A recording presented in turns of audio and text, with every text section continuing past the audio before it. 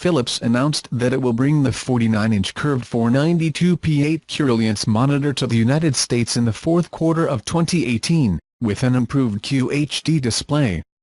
It's not the first 49-inch curved computer monitor. That honor goes for Samsung's CHG90, released last year, but with a 5120x1440 screen, it's the highest resolution we've seen in a 32:9 format.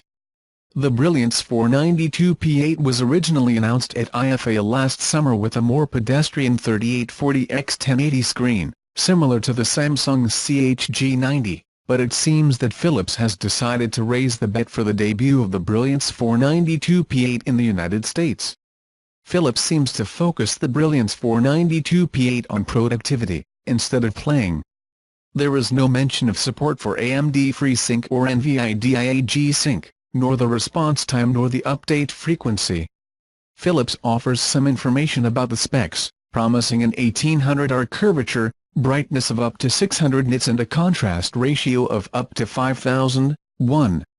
Port selection is also promising, with DisplayPort, HDMI, USB-C, VGA, USB 3.0 and compatible Ethernet.